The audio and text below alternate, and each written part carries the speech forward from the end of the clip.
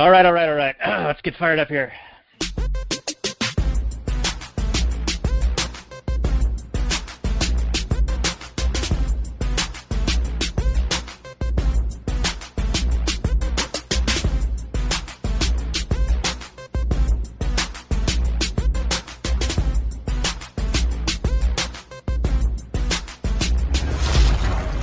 Maximum freedom. Read. Stay on target. Maximum freedom. Stay on target. Maximum freedom. Read Rothbard. Hello and welcome to the Actual Anarchy Podcast, the podcast where we talk about movies and now TV shows from a Rothbardian and Anarcho-capitalist perspective. And tonight we're going to go boldly where no one has gone before on this show. We're going to talk about episodes of Star Trek The Next Generation, and probably just one episode, one in particular. This is a selection by the birthday boy, my co-host, Robert. How are you doing, Robert? What's up, everybody? Your birthday selection, episode 131 of the show, Star Trek Season 1, episode... What episode number is this? 7? 7, I think. Called Justice, and we are going to have a special guest. Now, before we bring him on the Last Nighters portion of the show, Yeah. let our Actual Anarchy audience know why you have selected this one for your birthday episode. Yeah, so a couple weeks back, we were doing The Day the Earth Stood Still. And after the episode, as I always do, critique my performance, think about things I should have said, I remembered this episode of Star Trek The Next Generation that I had seen probably 20, 30 years prior, back when I was... Okay, this is how much of a pimp I was in middle school, all right? I had this teeny tiny little TV in my room that was, maybe 13-inch screen. And I think we got reception, like with bunny ears. And we got channel 13, which would show Star Trek The Next Generation. And I remember specifically one time where I was making out with my girlfriend while Star Trek The Next Generation was playing on the TV. And I would stop making out with her to pause and watch Star Trek and then go back to making out. So if you need aphrodisiac, you could just put on like this episode. It'll get you in the mood.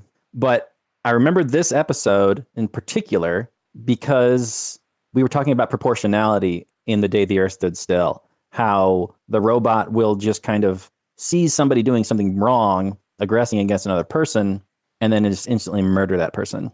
And that's exactly the plot of this episode. The Star Trek crew, they encounter this new race of people that live on this planet, and they got some interesting ideas of what justice is. And, libertarians, anarcho-capitalists, we are obsessed with justice and, proper behavior in a civilized society.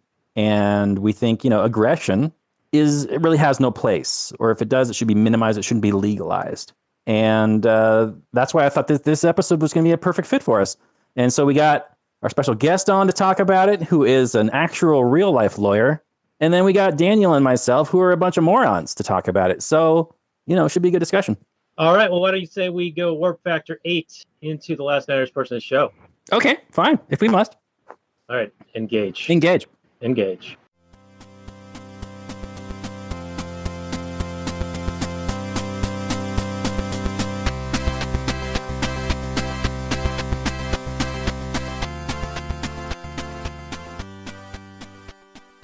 Hey everyone, it's Daniel Elwood and Robert Johnson, the Last Nighters, and the Last Nighters are part of the Launchpad Media, where they're always launching new ideas in your direction. Tonight we're going to be talking about the Star Trek The Next Generation episode Justice. It's from Season 1, Episode 7. This is a birthday request, special request by my co-host Robert, and we have a special guest. He is Patrick McFarlane of the Liberty Weekly podcast. We have been on his show several times. He's been on our show several times. We go way back, and we're going to go boldly where we've never gone before, talking about Star Trek. And Pat, how are you doing, sir?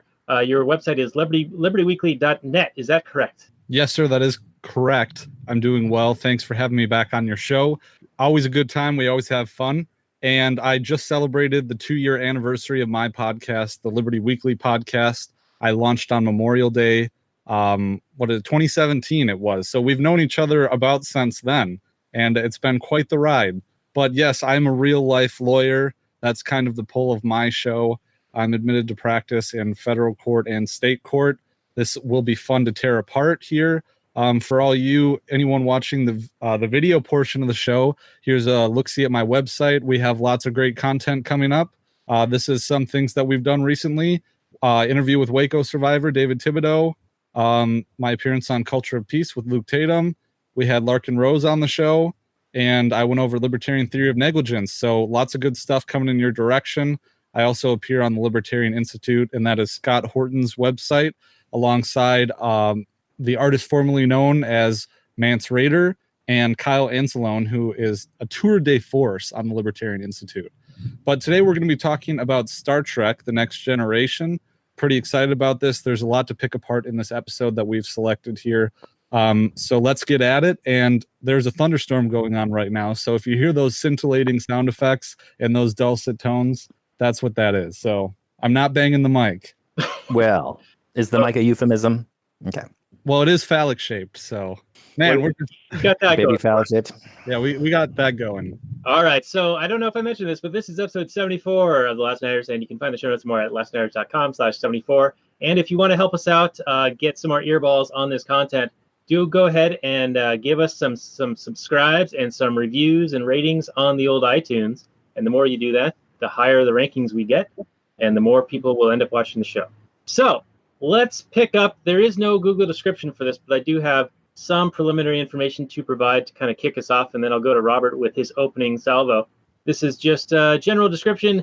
Picking up decades after Gene Roddenberry's original Star Trek series, The Next Generation follows the intergalactic adventures of Captain Jean-Luc Picard, played by Patrick Stewart, and his loyal crew aboard the all-new USS Enterprise NCC-1701D as they explore new worlds. One of the key differences in the opening monologue that I noticed is that in the original, they say where no man has gone before.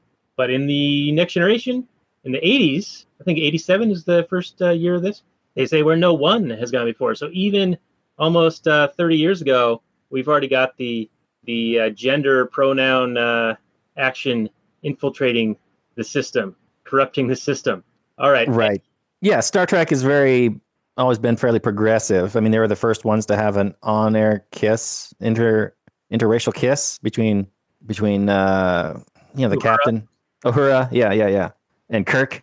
So yeah, I think Roddenberry was pretty much, I don't know if he was an avowed socialist, but he definitely had some political ideas that he wanted to get across.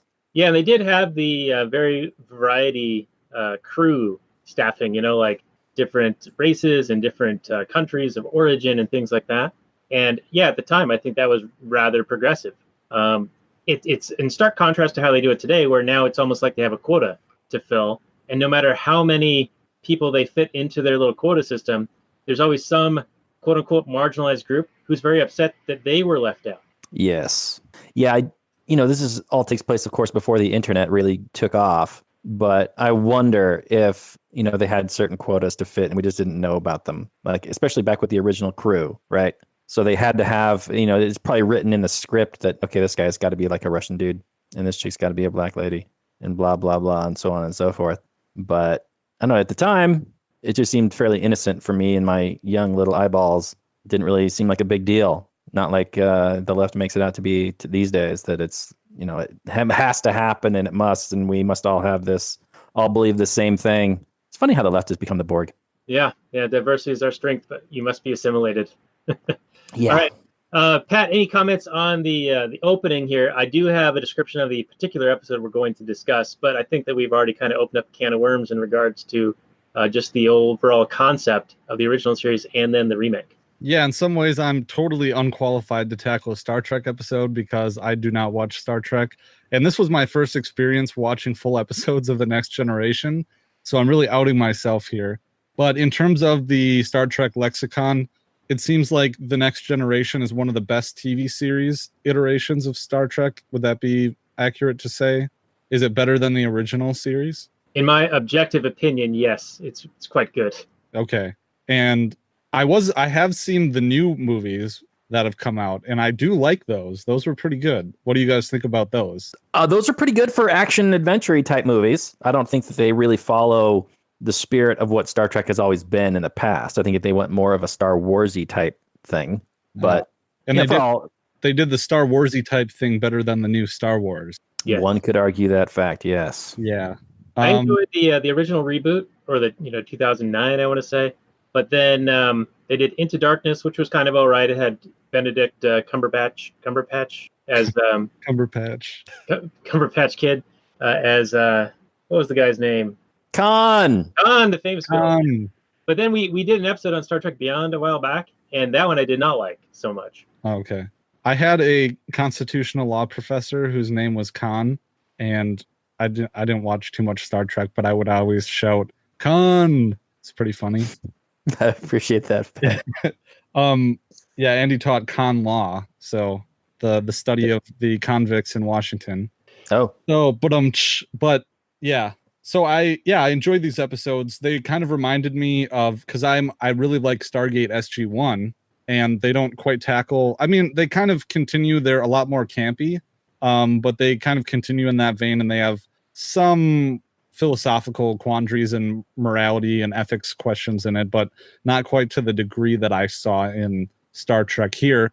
But I did notice how a lot of these episodes, the plot was a lot similar to Stargate SG-1 episodes, and kind of the plot tropes were kind of the same a bit too. But specifically, there are some Stargate SG-1, one in particular that I'm thinking of that is very similar to the plot of this episode in some ways, at least in the theme, is that all these people on a planet, they're kind of Roman timesy in terms of technology, and they all just have sex all the time. So maybe we should dive into the episode itself. That's a good segue. Yeah, let's do that. Let's segue into that. We'll put the tractor beams on stun. I know that's a hodgepodge of how they say. I don't think that's how that works, but okay. All right, so this is season 1, episode 7. It's called Justice, and the description is when Wesley is sentenced to death for innocently violating an alien planet's custom, Captain Picard is forced to choose between negotiating for Wesley's life or adhering to the Federation's prime directive, which prohibits interference with another civilization's way of life. So, Robert, take it away. Yeah, so we find the crew of the Star Trek is surrounding this planet Rubicon 3, and Riker comes in and he's like, yo, we got to go down there. Dude, the people are super smoking hot. We got to get down there and have some fun. And Picard's like, really? It's that good? And he's like, oh, let me tell you. And so he's like, okay, yeah, go ahead, check it out. Oh, and Wesley, why don't you go down there too? Because, reasons. And Wesley's like, yeah, that sounds great. So they all teleport down to this kind of like UC Berkeley campus or whatever. And all these like semi-nude young people are just like sprinting around for some reason. Like that's just kind of what they do in the air. And then they, of course, they run up to them and they greet them with like these nice soft embraces. And they're just like, hello. And so obviously, if there's a future, this is the planet I want to live on. And screw you guys and your dumbass anarcho-capitalism. I didn't see a single person doing a single productive job this entire episode. They have no economy. It's clearly a communist socialist utopia. I want in. Give me my UBI. I'm getting it on with all the freak nasty hot people. See, I was going to say it's pretty much basically just a planet full of Joe Bidens. I mean, that's what got in an opening sequence. Well, not creepy old Joe. No, but the same like actions, just in different bodies. Right. No, well, exactly. I mean, if that's a smoking hottie that comes up and creeps on you, it's a bit of a different story, right? Yeah, I suppose, perhaps. Well, I mean, tweet is on, but I'm just saying. For us monogamous fellows, yeah, I don't know. Have you ever been in a situation where you've been hit on by, I don't know, maybe a moderately attractive woman, and you're just not feeling it, and it's kind of awkward? She creeps up on you like Joe Biden? Yes. But I would argue that was not what was depicted in this episode. I mean, even if you didn't particularly find every one of these females super hot, the idea is that they're super hot and young and fit. And, maybe they didn't have the budget to get all the top talent. They were like a bunch of 4s or 5s. I don't know. But the idea of this kind of free love commie utopia, and it clearly works in the future. So sign me up. Fair enough. Yeah, so this society reminded me a lot of the discussion we had on the Liberty Weekly podcast last year on the Wild Wild Country. Netflix series about the Bhagwan and the Rajneeshi. What were they called? The people, were they the Rajneeshi? They lived in the mountaintop commune, and they had a very similar way of life to what was depicted in this episode that came out in 1987, which I got to tell you, in watching this the other day and how scantily clad these people were, I was aghast at how racy it seemed for that time. Yeah, there's like this massage scene right after like everybody's kissing on each other and just hanging out and I guess playing ball or dancing, like dance aerobics and like just playing music. Totally checks out, totally plausible. Yeah, this is like Karl Marx's utopia, right? He said he wanted to be like a musician one day and then like a aerobic fitness instructor the next day. A Roomba. Yeah. But okay, so the hallmark of this civilization is that there's no crime, we find, right? No crime. Though they did have crime in the past, and they attribute this lack of crime to their rule of law. So rather than having rulers per se, so they have like a near anarchistic system here, where they have, and Robert, correct me if I'm wrong on this, but how I believe it was described was they have zones where the laws are enforced for a time, but nobody knows when and where. And so you're constantly potentially under threat of the law. So there's this constant pervasive sense that you might be under surveillance and that the consequences would be dire. And so it's sort of like a, what do they call that? Like psychologically, like B.F. Skinner style, like training. It's like the panopticon.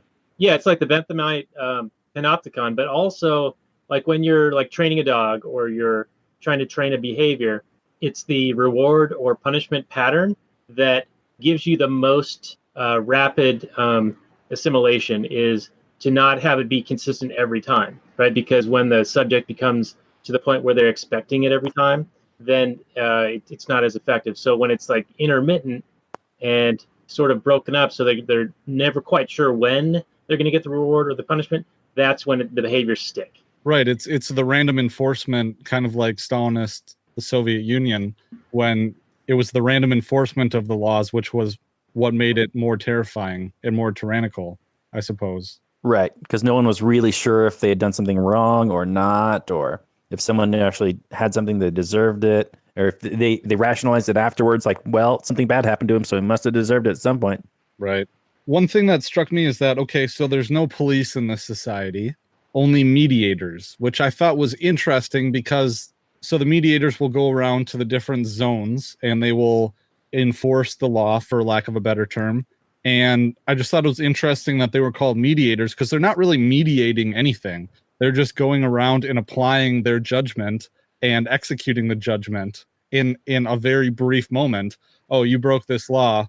Let's just declare you guilty, and then we're going to stick you with this this potion that kills you, this poison. And right, a more accurate term would be like enforcers / executors, right, or judge, jury, and executors. Instead, they give them this kind of fancy, nice-sounding title of mediator, which is completely wrong.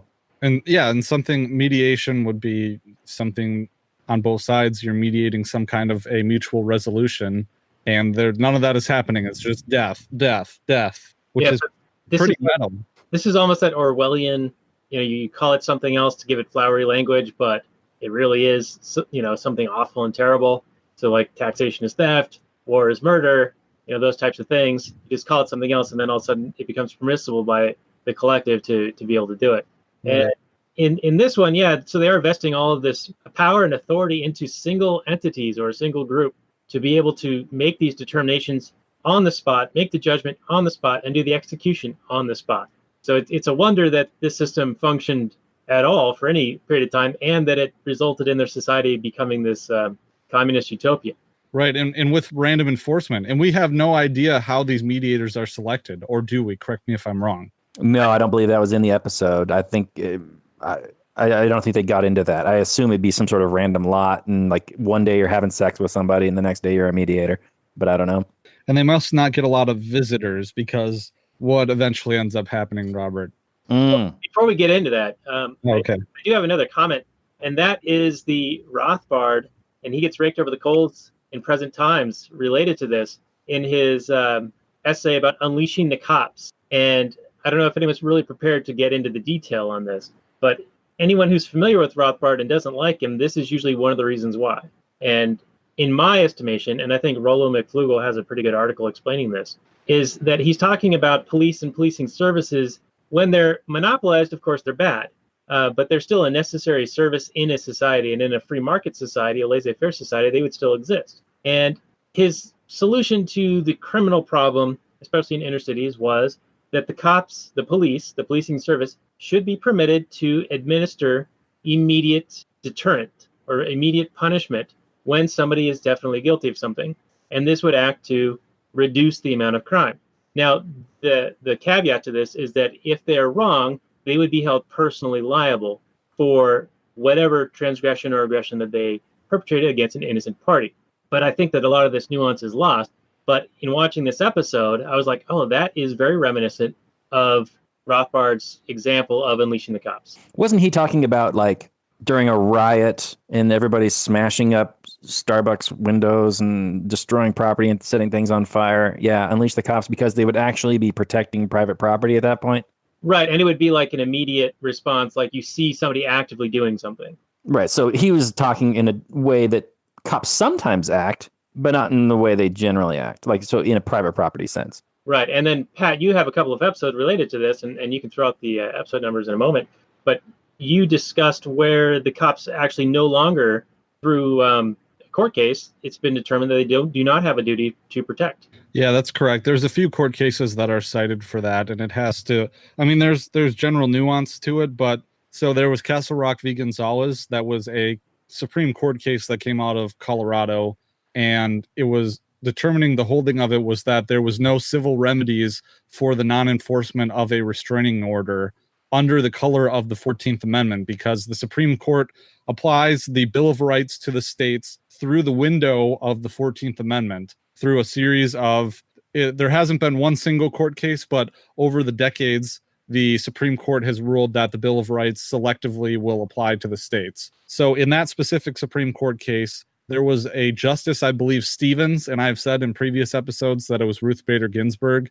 I even wrote that in a paper in law school, but they didn't catch it. It was Justice Stevens and not Ruth Bader Ginsburg, who said that if the respondent had contracted with a private security firm to obtain the services of a restraining order, surely she would be able to sue them through a contractual theory of law.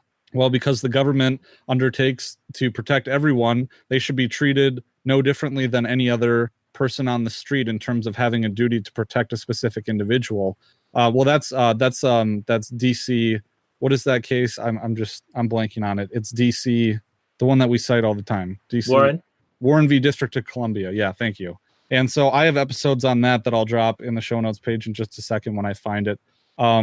But so very discouraging fact patterns. But in Warren v. DC, this was it was a DC circuit case.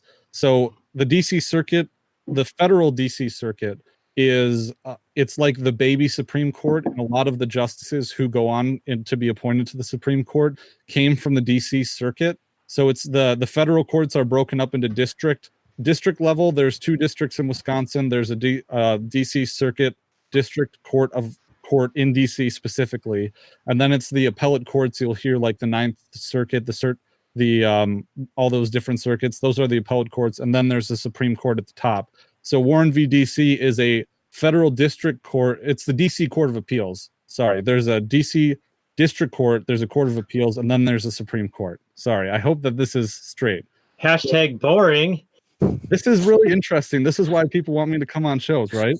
So to list about all the court structure in Washington, D.C. Yes, this is absolutely why you're here. It's very important which court ruled this way, because it is not a Supreme Court opinion. And if it were a Supreme Court opinion, it would have more clout. But this is describing a general rule of tort liability, governmental immunity, that a bunch of women were getting raped in the top of this house. They called the police, and the police showed up several times and didn't make any effort to rescue them. They ended up getting raped and held for 6 or 8 hours, and they got the shit kicked out of them. And then they sued, and the government was not held liable. So there you go. Sorry.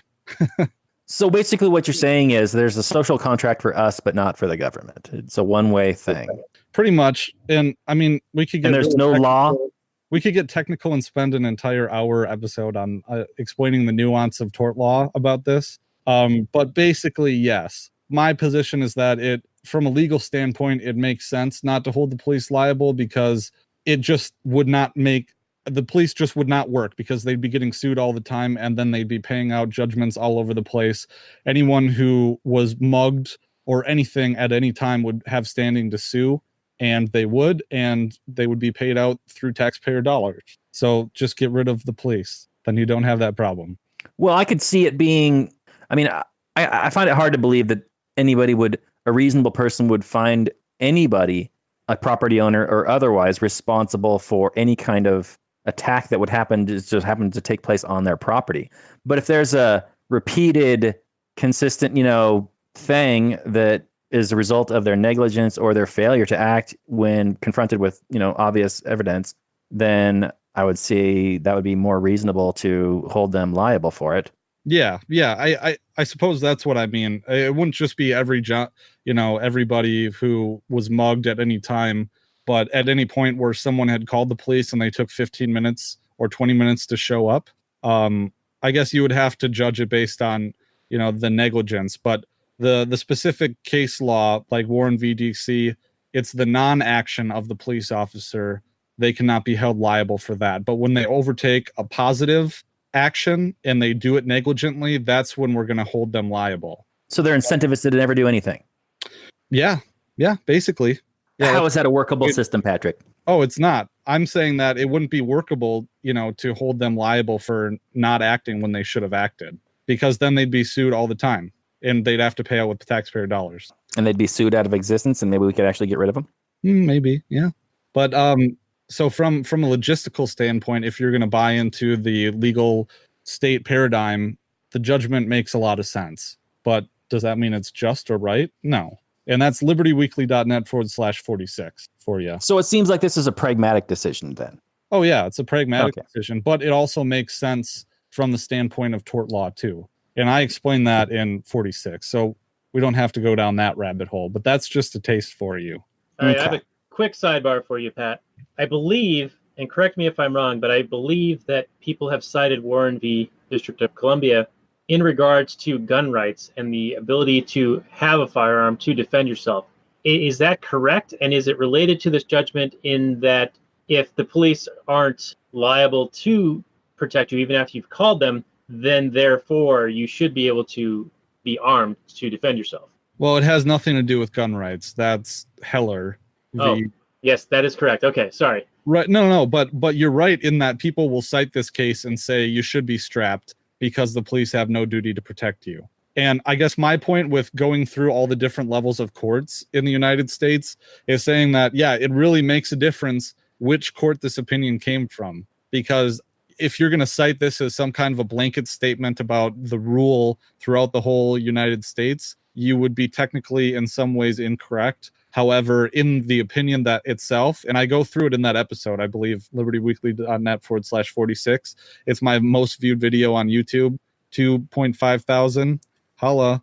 But yes, so you should be strapped because there's no duty to protect. But in the opinion itself, they say that they are describing a very broad-ranging general rule of tort law. So check that out. And the other one, Gonzalez v. Castle Rock, I talked about in a recent episode of the podcast, but also libertyweekly.net/55, where I talked about my domestic violence paper. And that is downloadable if you sign up for my email list at libertyweekly.net/email. All right, shilling your wares. All right. Yeah, usually that happens at the end of the show.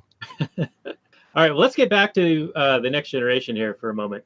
So, Robert, you were about to go into what happens, what causes kind of the conundrum within the episode. So take it away. Okay, so the adults want to go off and do their thing with other adults, and they kind of pawn Wesley off on some other kids that are just happen to be running by because everybody's running by. And so Wesley is playing with these kids, and by playing, I mean they just kind of like jog around, and they get a ball, and they're like, Wesley, do you know any games with balls? And he's like, yeah, but we need to get a stick. And they're like, we don't know what the fuck a stick is. Speak English, motherfucker. And he's like, like a long, like wood, whatever. And they're like, oh, well, we could get one of those in the garden. And they're like, okay, let's go get that. And so they're running along and they're throwing the ball back and forth. And then just as they get to the garden, the one guy throws the long bomb and Wesley goes and runs for it. And he lays out and he jumps and leaps. And they're like, no, Wesley, no. And he jumps and he leaps. And he falls into this flower bed that is just beyond this, I don't know, like knee high, maybe ankle high little fence thing, white little fence thing. And he just easily jumps over that, no problem. You could just step over it. It's not an impediment in any way. And he falls in and he crashes and he's like, oh, I'm fine. He dusts himself off. He's like, whatever, I'm fine. No worries about it. And they're all just like, oh my God.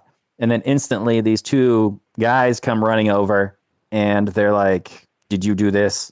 And he's like, yeah, no worries. I'm fine. Don't worry about it. And they're like, oh man, I threw the ball. And so the mediators determined that Wesley had fallen in and he totally admits it. And then of course, perfect timing, the other Star Trek crew member, adult guys come over and they had just learned about this death penalty for all offenses deal that the Edo have. And so they arrive and the mediators are like, okay, he admits it. And they pull out this little stabby vial syringe thing and they're about to go stab him with it. And Worf's like, nah, I don't think so, son. And he pulls it out his face and he's like, drop it, motherfucker. And they're like, what are you doing? I thought you were our friends. What? Don't do this. This is our law. You got to respect our law. And they're like, yeah, no. And so then there's the big conflict at the center of this episode. Should the Star Trek with their prime directive not interfere with the rules and the laws and the lives of these people that they interact with? Or do they save Wesley's life for this bullshit offense? Because, I mean, they didn't even tell him about any kind of potential thing. It's clearly not a life and death situation. Who even owns that little garden? Is it community property? Could he, offer recompense to the actual? Could he just rebuild it? No, they have this super strict one and done rule that you do anything. And if it just so happens to be in this little area that they happen to be, watching at that moment, then you're a dead person. And that's what happens to Wesley. So what do you guys think? They claim that it's the reason why they have no crime. Is the death penalty a deterrent to crime? Has it been in the past? These are questions I think we should probably answer. Well, I think it's interesting that there is no crime because in of itself, what Wesley does is not a crime. And this is really wrapped up in the question of deterrence too, because, in crim law, in law school, they teach you about the different methods. They teach you about all the different elements of different crimes, common law crimes. They also teach you about the different theories of punishment, and deterrence is one of them, but you gotta think about, well, what behavior are you trying to deter? And that's just the thing, is that a basic core concept of what constitutes a criminal offense is the actus reus, which is the criminal act, and the mens rea, which is the criminal mind. And in this, Wesley has no mens rea. There's no intent to commit a crime. And that's one of the two cornerstones of what constitutes a crime. So the whole goal of deterrence is just BS here, at least in this application. And I don't believe deterrence works very well as a theory of punishment. And I think that the legal field has the scholars in the legal field have kind of come to this conclusion and have compared to other Nordic countries, which is funny. But yeah, there's no crime here. So what are you deterring exactly? You're deterring the mens rea. Well, don't act negligently. Maybe it's a civil offense. I would think it's not a civil offense because I don't think Wesley was acting negligently. He was acting like any reasonable child would act, perhaps. What do you guys think? I'd argue he was being negligent, and they do offer to pay for the damage. And I think that's totally fine. I think that they should accept that, yes, they caused the damage and they should pay for the damage, and that should have resolved it. But this is clearly an accident, right? I mean, any reasonable person would go, oh, well, you didn't mean to do this. Like Patrick said, there's no mens rea. So right. What do we do in cases of an accident? Well, there's insurance. Yeah, you'd have to determine, though, whether or not he was being negligent. And I guess that's a question for a jury. I particularly don't think he was being negligent. I think it's reasonable for a teenager to be throwing balls around and not pay attention to where they're going and do something like this. Well, and the other guy overthrew him. So and he even tried to negligence. say that it was his fault that Wesley fell into the little flower bed thing. Right. But Robert is right to take the insurance route. I mean, in a real life situation like this would be insurance would probably, pay up the premium or, how much is the damage really? Property damages like that are usually solved very easily. Like in a car accident, that's all handled between insurance companies. Right. This does seem rather minor in the scheme of things. And yeah, you're right. I mean, when you're talking about the deterrence theory and not being very effective, did you guys talk about or learn about Bentham's position on this? Like he was big on deterrence. He was like, the more likely the crime, the more severe the punishment should be to reduce the likelihood of the crime. But then that would mean that anyone who steals an apple should be punished with the death penalty, whereas somebody who commits murder, because it happens so rarely in a relative sense to stealing an apple, should get off rather lightly. And so that doesn't seem to be a very effective or coherent method of administering punishment or justice. Yeah, in law school, there's surprisingly little discussion of actual philosophy behind this. Very little. Maybe we spent, 10 minutes in one lecture on the actual scholars who have written about the theory of punishment and all those things. Anarchist Mom says that he was negligent. So what do you think, Daniel? And Chronic, why don't you weigh in too? And we have the chat going here for our Patreon subscribers. Yeah, you can join us on Patreon at lastnarrative.com/Patreon and watch these live streams. And then Pat, throw out your Patreon and we'll make sure that you have the ability to share it with your audience as well for future episodes. Yeah, my audience and my Discord members, libertyweekly.net/Discord, and Patreon subscribers get access to any live streams that I do. So join that, patreon.com/libertyweekly. It seems though that, the consensus is that, but let me give you a jury instruction because this would be agreed upon before the trial, is that how old is Wesley? Is he He's a minor. He's like 14, 15. So I would argue for a reasonably prudent 16-year-old boy standard. Would a reasonably prudent 16-year-old boy try and catch a ball and, not pay attention to where he's going? Is that reasonable behavior for a 16-year-old? Well, and what obligations does Wesley have? Okay, so put yourself in his shoes. In order for this to be negligence, Wesley has to be, aware of the rules and the laws of this plant that he's going to, right? Because otherwise he can only be negligent of the laws if he's aware of the laws, even though they say, ignorance of the law is no excuse.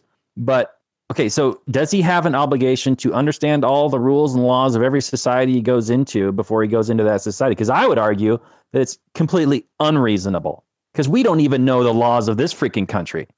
We have lawyers and judges that are try to interpret the stupid ass code, thousands and tens of thousands of pages of bullshit laws in this country, let alone traveling to another country and knowing every single stupid law that they follow or are supposed to follow. So how do you expect Wesley to know every dumb little law that they have? I can't see negligence here. I think he's acting like a kid would act, and you can't describe harm to his actions. And you definitely can't. I would call it an accident and leave it to insurance is what I would do. But all right, so let me interject here, Robert, because you are. I'm off the handle. I'm flying up the chain. I'm off the reservation. You're off the reservation, like Elizabeth Warren. Perfect. So in previous episodes, we've talked about your prowess with a wiffle ball bat. So I beat him like this. In your run-ins with the law. Many there have been, yes. With your menacing behavior, with imposing and amazing physical attributes, yes. Where you are hitting wiffle balls into the neighborhood. Right. If we just swap out the wiffle ball for a standard baseball and someone is playing baseball and they hit, like in the Sandlot, they hit the ball over the fence and into someone's window and break the window, are those children not responsible for having broken that window? And by extension, the parents would probably be in a position where they would need to replace said window. I would think that they would be absolutely. They'd be responsible. They're the ones that did it. But the question is, are they then guilty of something that needs punishment beyond that? Only if the mens rea component is there. We're like, hey, I bet you 2 bits that you can't break that window over there with this baseball. And they're like, oh yeah, watch me, buddy. I can do Call your this. Shot and just crack it over the fence there. Then right. So yes. Right. I mean, in the Ito guy, claims that laws create tranquility, right? And I would argue that laws are one form of consequences, right? And I would say that consequences help to create tranquility because it's usually in times where you don't think you're going to get caught, that you're far more likely to steal something or commit a crime or whatever. But when a whole bunch of eyeballs are on you, when you are afraid of some kind of consequences, you're far less likely to commit a crime. Let's take it a step further, Robert, just to Fine. you here. Mm-hmm. But then if you incentivize or subsidize said behavior by rewarding it, then you get more of this type of behavior. By what? What are we using to incentivize this behavior? I just mean in a general sense. So not only is so the friend that incentivizes it says, "Hey, I bet you can't hit it in that window." No, I'm going more in the unwed mother getting Big Daddy government to replace the man in the family. So by subsidizing that behavior, you get more of that behavior. I'm just taking your initial kernel of an idea and taking it further. Making it into a whole big old bowl of popcorn? Yeah, big old bowl of popcorn, but more into a positive, like additional thing, you know? I'm not quite following what you're saying. Pat, do you know what Daniel's talking about? No, not really. All right. Well, Robert, you and I can discuss for a minute. Pat needs to take a moment here.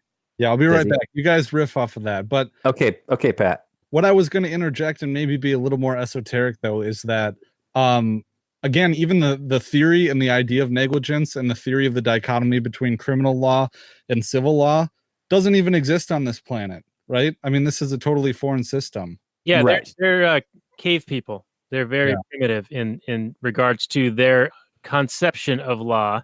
They worship a spaceship, but they're very married. They're very married to the conception that they have, you know, and they're not really willing to adapt it because they think that it's worked very, very well. Now, it hasn't worked very well for all the dead people who are no longer on the planet as a result of some minor infraction that was randomly imposed upon them. Right. Yeah, that was another issue that this brings up is that of course they lack proportionality, and it prevents the perpetrator from redeeming themselves, right? There's no chance for them to do community service, to learn from their mistakes. All they can do is be a warning to others. Right, and there's no restitution to the aggrieved party. That property is not going to get fixed or paid for. There's no compensation made if you inject Wesley with this overdose. Right. Yeah, they didn't. They were far more interested in killing Wesley than in repairing the damage done, which seems odd. Right. So it almost makes the crime itself inconsequential. It's like they don't care about the crime per se, like the actual infraction or the damage that was caused. They care more about adhering to the ritual that they have. Yes, and reinforcing this threat among the population that, yeah, you can be killed at any time for any reason, basically. Even though they say, well, you know, it seems really strange and unworkable, right? I mean, it worked for this one situation, but I can't imagine too many situations. If all the no-go zones are behind these white fences, I feel like that there would be other crimes, you know? Well, they did say that their society was full of crime prior to their implementation of whatever system this is. But if the only crime could possibly be trespassing over this white fence area, like rape is still okay in this society, murder is still okay as long as it's not done behind a white fence. Well, you can't rape the willing, Robert, and I believe every Edo who was shown in this episode was very willing. Which is why it's the greatest place in the universe. That's why Riker wanted to go back, like you said. Yeah, Riker knows what's up. Wants to get his dick wet, you know. So when we first brought up this episode and discussing it, I harkened back in my memory banks, my repository of childhood experiences, and I thought that perhaps this episode of Star Trek: The Next Generation was in response to an international incident that had occurred in Singapore by a kid named Michael Fay, who, and in my recollection, it was he had spit gum out on a sidewalk, and that was a no crime in their society. And he was caned as a result, and the United States was involved. The government of the United States was involved because he was an American citizen. They're like, well, you can't cane an American citizen. Now, it turns out in researching for this episode that it was not him spitting out gum, it was him vandalizing cars while in Singapore. So it's a little bit different than my recollection from 25 plus years ago.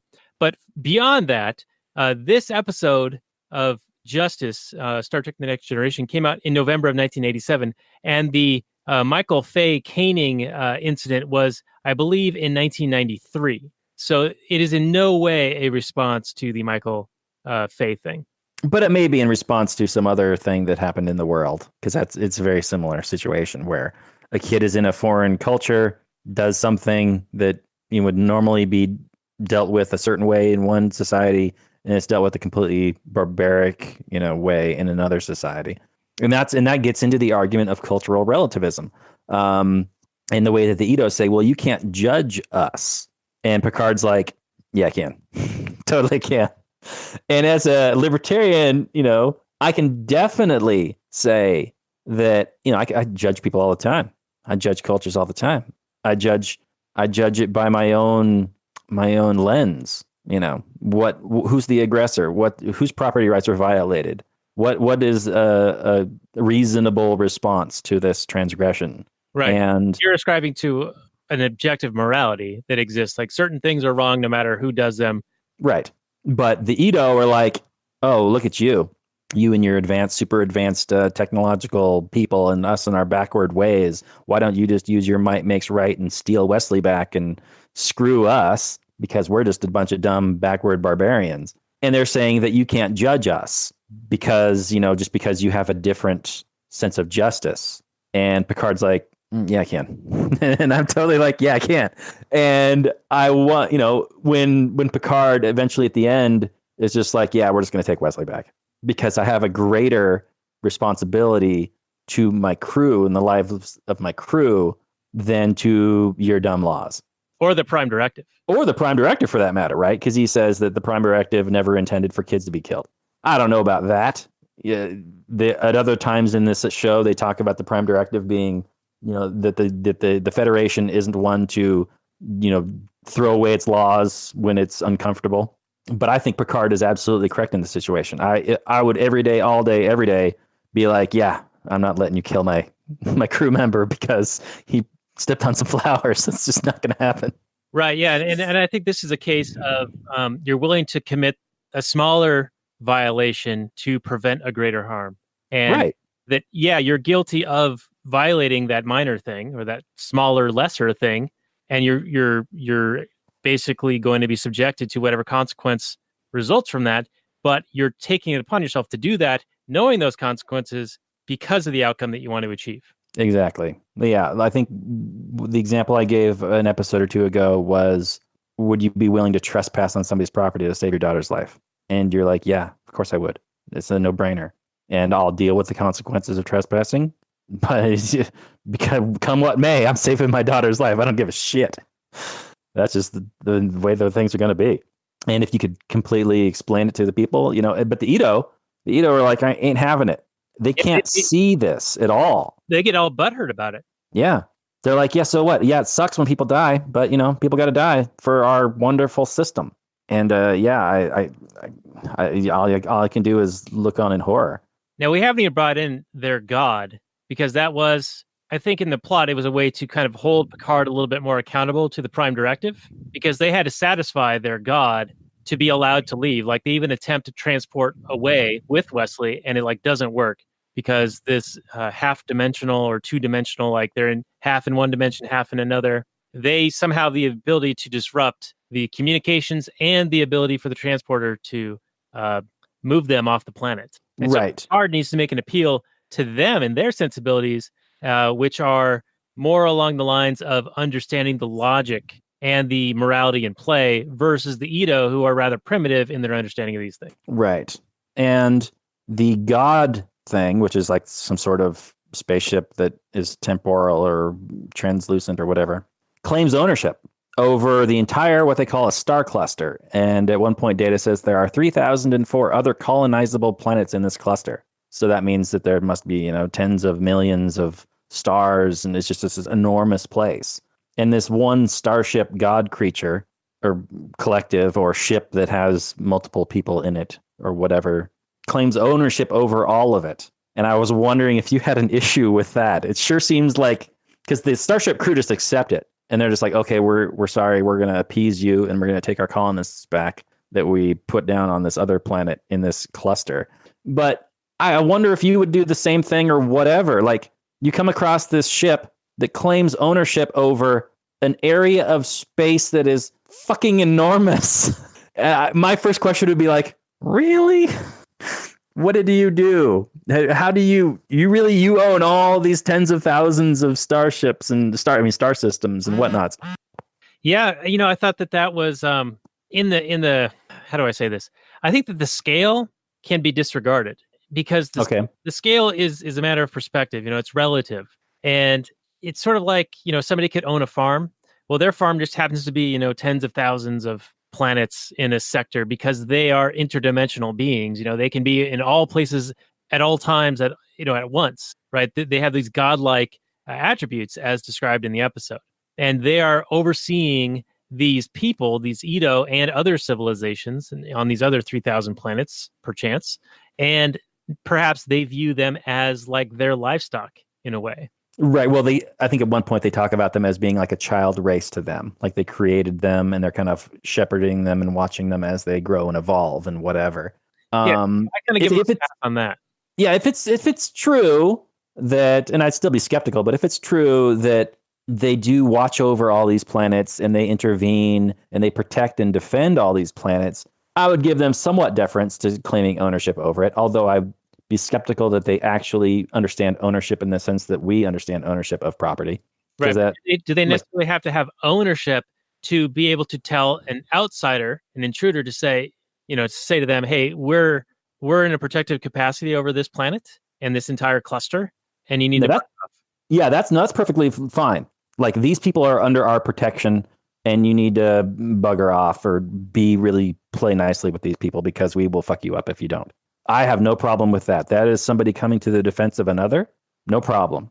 But if they're claiming ownership over the Edo as if they're their property, which they didn't really seem to act that way, although they know that these people worship them as gods, which they were like, whatever. Whereas Picard was like, no, we're not gods. No, that's, we're just the sufficiently advanced beings. If they actually thought that they were treat them as if they're property, then of course, yeah, I've got issues because the Edo are conscious.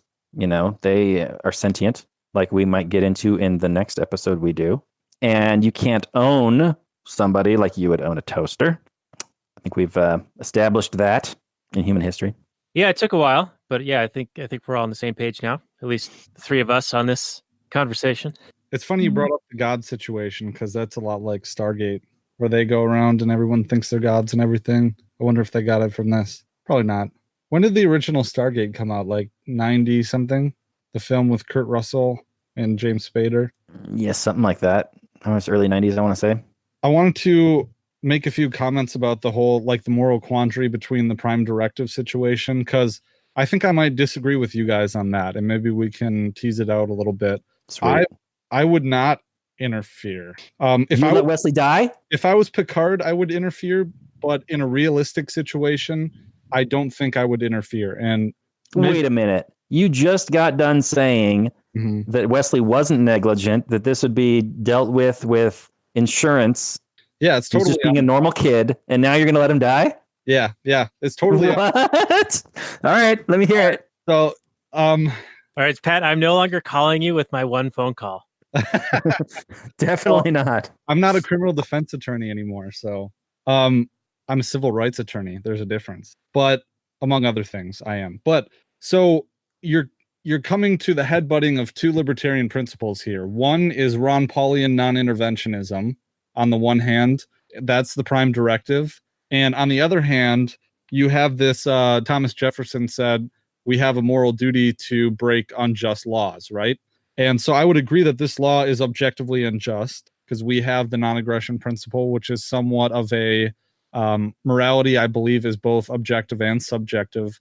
But the NAP is our objective version of morality in some sense. It's a legal code in a different way as well. But we have these two conflicting ideas.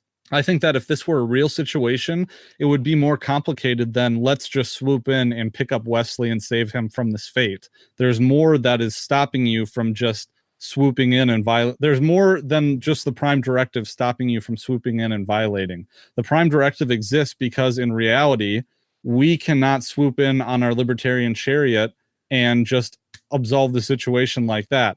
If this were a real situation, with our technology, we couldn't just beam Wesley up and then fly away and be done with it. We would have to go in and fucking slaughter everyone that stood in our path that tried to keep us from springing Wesley out. And I think that's the reality of the situation. Like, but we'd be justified in doing so. I don't think so. I don't think you would. Defending someone who is unjustly charged with a crime with the punishment being death. So it would be a self-defense situation and defense of another. That's an interesting point. I don't know. I don't think, morally speaking, I don't think it would be right to go in and kill 5 security guards who are. Whoa. Patrick, do you know what can of worms you are opening, sir? Well, are you saying that Luke Skywalker and Han Solo, when they killed all those stormtroopers to rescue Princess Leia, they were committing atrocities? I don't know. I didn't think of it this way, I suppose. But you are going in and you're disrupting an entire society in the same way that going down there is violation of the prime directive. Just being down there, just interacting with a civilization is an intervention. Well, I suppose we're kind of talking about the microcosm and the macrocosm, but in a sense, I'm talking about the macrocosm in which, yes, Assad is a terrible, terrible dictator.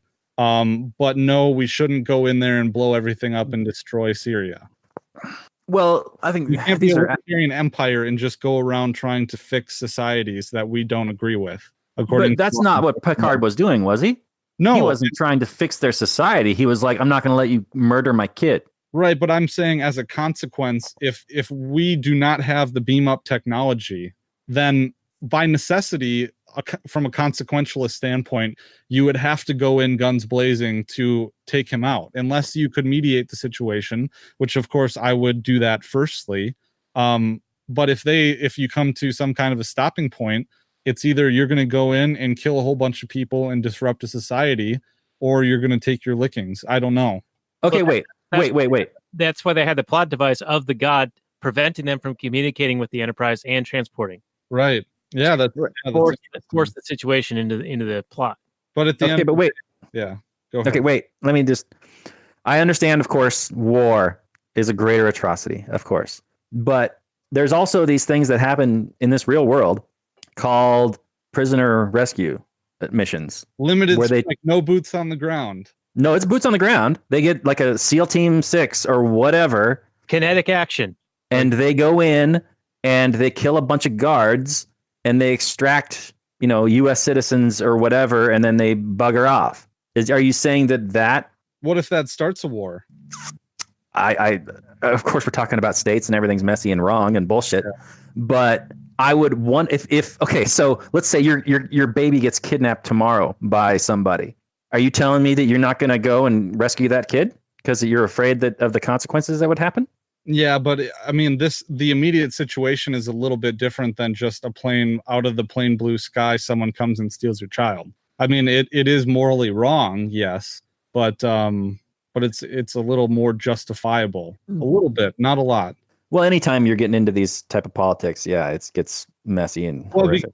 I think it's different because Wesley goes into a different society and interacts with it, whereas opposed to, someone coming and taking my baby from my house or something, Don't you think it's strange, though, that they're going to treat this off-worlder with the same laws that they would treat natives? Strange, yeah.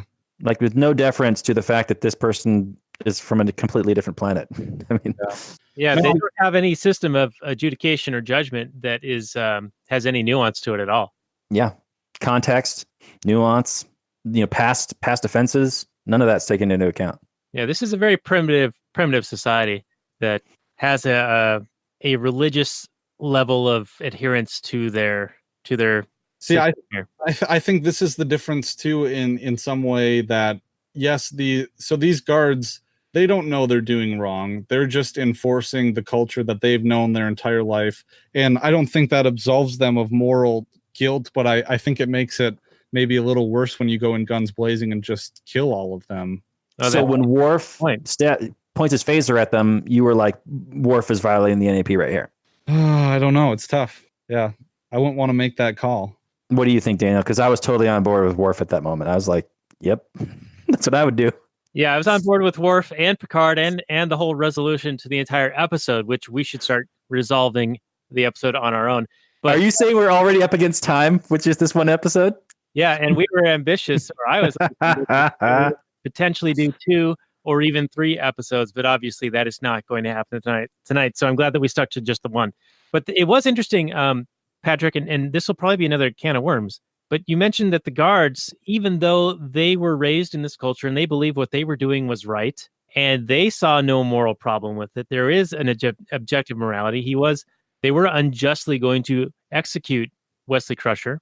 And so are you saying that because they had ignorance of objective morality in this case, or they were blinded to it, then they are not subjected to it, and therefore defending Wesley's life against them and their aggressions against him would be wrong? Because I don't think it would be wrong just because they don't happen to see past the clouded thinking they have in regards to the crime they're about to commit. Like the fact that they don't see it as a crime and they're just doing their job doesn't absolve them of perpetrating it. Yeah, I don't know. I guess if you could guarantee a limited strike and you would only kill prison or security guards, I mean, are you going to kill 5 people to prevent the unjust death of one person? I would, if those people are aggressing against that one person. Yeah. If they're adults and they are unjustly, forcing him to be in this cage or whatever, yeah. And I wouldn't feel bad about it at all. I mean, I'd be sad that those people died, but I wouldn't feel like I had done anything wrong. Now, they also don't have a component of mens rea, right? Because they don't believe they're committing anything untoward. Right. I was thinking that earlier, and Cody just mentioned that in the chat too. But I mean, that doesn't absolve police officers of, their moral blameworthiness for enforcing victimless crimes. Right. Even though they don't necessarily have the mens rea. I mean, they have the mens rea to commit the act itself. So I guess it'd be a differentiation between you just have to have the intent to commit the act itself, whether that's criminal, the criminal act. You have to have the intent to commit the criminal act. Whether or not the act is wrong is a different question. So you just have to have the state of mind where you willfully committed the act, if I'm remembering things. Yeah, isn't there a distinction for that? With murder? Right. That would be, second degree murder would be killing without, malice aforethought. Manslaughter would be killing someone without the intent to kill them, I believe. And then first degree. Yeah, first degree would be, premeditated, malice aforethought. Intentional. And intent. Intentional manslaughter. Man, I really need to. They tested the hell out of this on the bar exam. And I was like, when the fuck? How many of us are going to try a murder case or defend a murder case? Like maybe 1% of all attorneys that take the bar in any given year, but it's a whole freaking section. Dude, you could get my cousin Vinny any moment. Good. I could be giving you a phone call. Yeah. not anymore. Well, now I know better.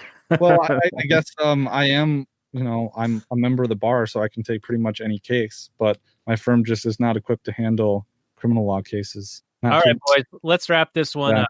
I'd love to tease this apart for another hour. This whole thing with the, are you going to kill 5 prison guards to save 1 prisoner? Tell you what, let's do that in our Kathleen Turner Overdrive, which is Patreon bonus content, and that can be available at lastnighters.com/Patreon. We'll tease this out even further, but for now, let's get into some final summaries and reviews. Cool. Okay. Well, I'll go first. So obviously this is the episode I wanted to do, and I thought it turned out great. Thanks, Pat and Dan, for chipping in and doing your part and making this a fantastic episode about this Star Trek episode that I, thought it was going to be good. And then I watched it and then I was like, fuck yeah, we got to do this. This is going to be great because this hits all the kind of fun things that libertarians love to talk to in our nerdy brains. I think cultural relativism is a dumb idea. I think some cultures just are better and we can judge others on their actions, regardless, like we were just talking about, regardless of whether or not they know they're doing something horrifically immoral or not. What was, ultimately with Wesley's crime, there needs to be somebody with standing to claim that they were harmed in order to, prosecute this crime, right? There needs to be, an aggrieved party. And in this case, who is the aggrieved party? The flowers, the property owner of the flowers, were never given that person. So we got to assume that this is some sort of public property.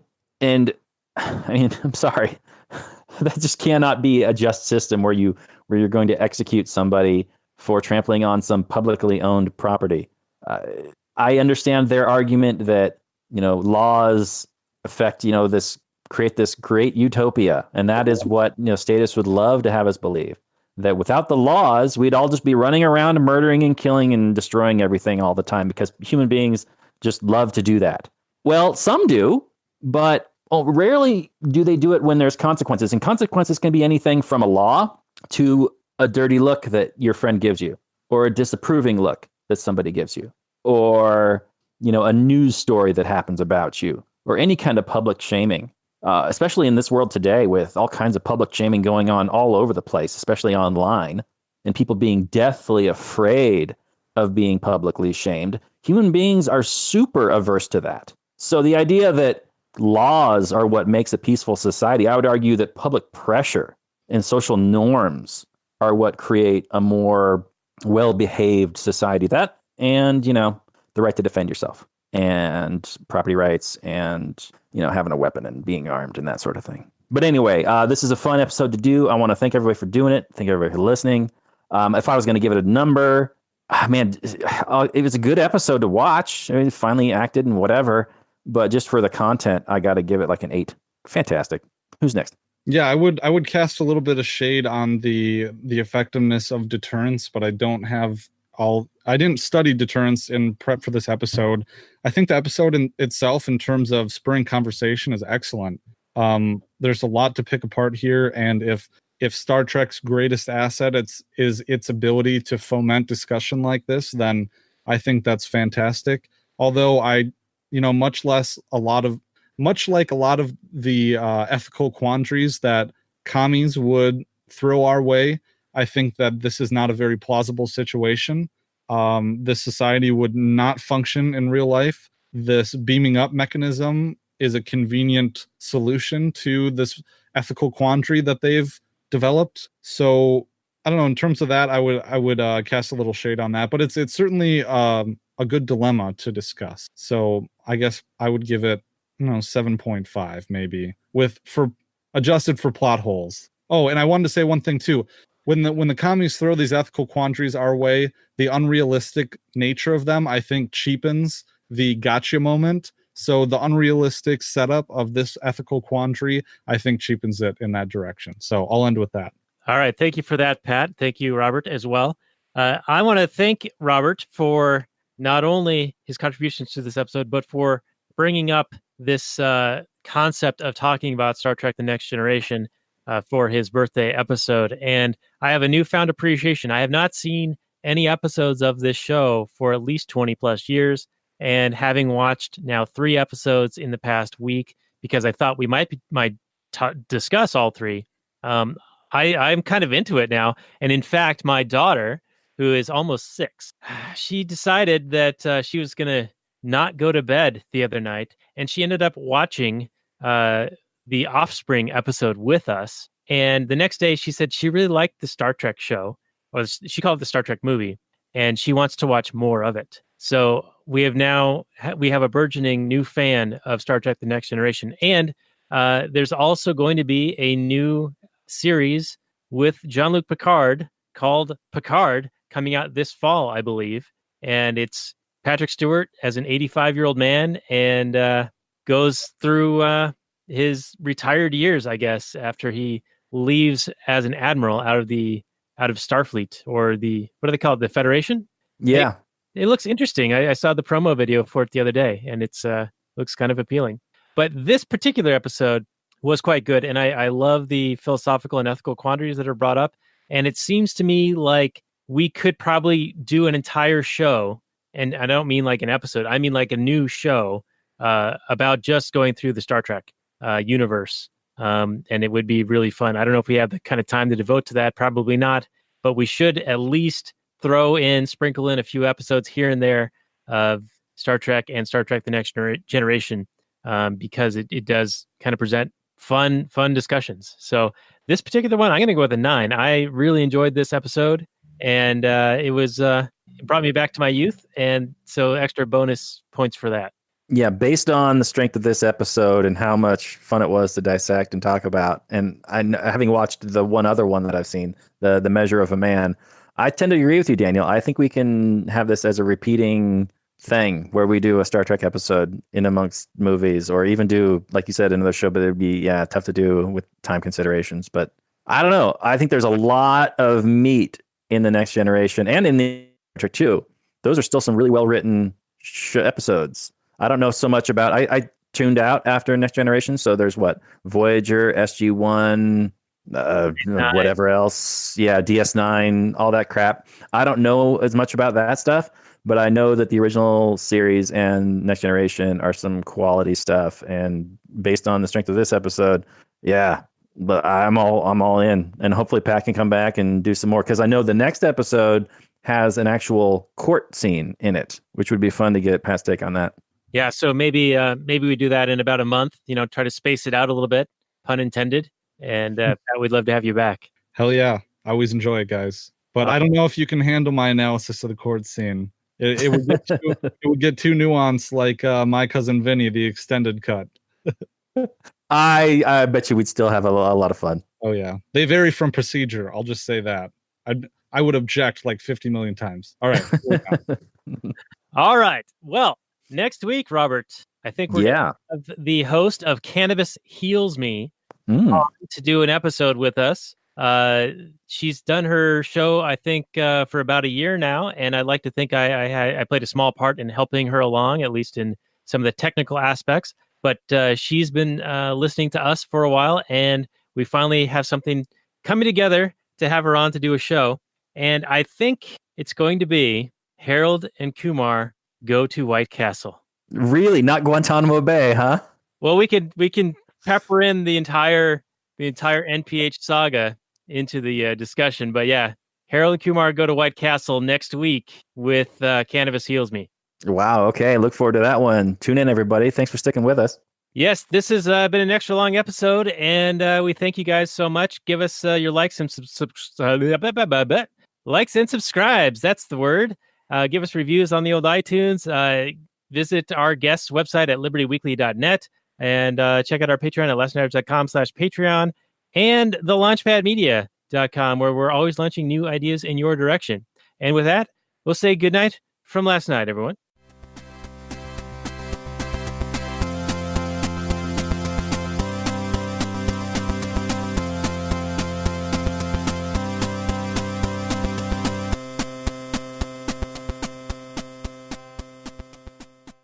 And we'll continue for another minute or two on the Actual Anarchy podcast. And our Actual Anarchy listeners might have noticed in the early part of the show that we were having problems with the audio. Well, I've solved that problem. I was actually speaking through my webcam and not my microphone and mixer for the first quarter of the episode. So figured that out midway here, and it's working much better now. You might have noticed a change in my intonation. It's more dulcet now, and so anyway, Pat, thank you so much for joining us for this episode. You've been on our show several times, and I just want to go through the list real quick. You were on for My Cousin Vinny, which was episode 119 of our show, and then you were also on for Star Wars Rogue One, which was our episode 35. We had you on for It with Doc Brown. That was episode 41. And then did we have you on beyond that? Wasn't I on for The Shining too? Yes, episode 48. Yeah, so you've been on a number of times, and we still need to get you on for American Psycho. Oh yeah, because you guys had a really good episode on that, on one of your Thought Crime Thursdays, right? Do you happen to have that episode number? You can throw that out because it's a really good deconstruction of that. Let's see. Well, he's picking that up, Robert. Any comments for Actual Anarchy people? On what, Daniel? How disapproving I am of their lifestyles? Oh, I'm not. I think they live their lives perfectly fine. I'm not an expert on their lives. I'm barely an expert on my own, sir. libertyweekly.net/22. That's the American Psycho episode. That was a really good one, but it could do with a re-teasing apart. But you've been on my show episode 113. That was your Larkin Rose conversation with Keith Knight, Candles in the Dark. Liar Liar re-aired on mine, 95. And we had a conversation about the death of Hollywood, libertyweekly.net/37. That was a good conversation, if I recall, about a year and a half. Yeah, I remember that one. That was fun. Yeah. Oh, and let's not forget your number 2 most viewed video on YouTube is one of our appearances with you discussing Larkin Rose Candles in the Dark seminar. That's libertyweekly.net/26, if I recall. Yeah. Good times, guys. Yeah. Well, I hope I wasn't too long-winded on this episode. I know that I talk a whole bunch when we do legal stuff. Well, that's where we got you on. I mean, other than just being friends, we do appreciate your legal expertise. Oh, yeah. I appreciate that. Right, and you're obligated with the retainer that we pay you. Of course. This is also true. All right, well, that's going to do it for the Actual Anarchy podcast. Extra long tonight, even though it was just one measly episode of a television show. But 40-minute episode. that we talked about for twice as long as that. So thank you guys. Give us likes and subscribe, share it around, get some more eyeballs and earballs, and we appreciate you. We'll be back next week with Cannabis Heals Me, the Harold and Kumar Go to White Castle. Good night, everyone.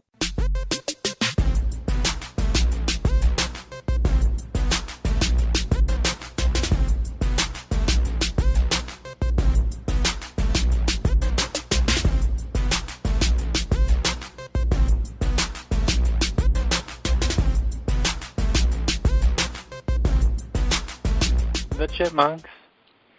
CHIPMUNK. We're the Chipmunks. Guaranteed to brighten your day. Do do do do do do do do do do do.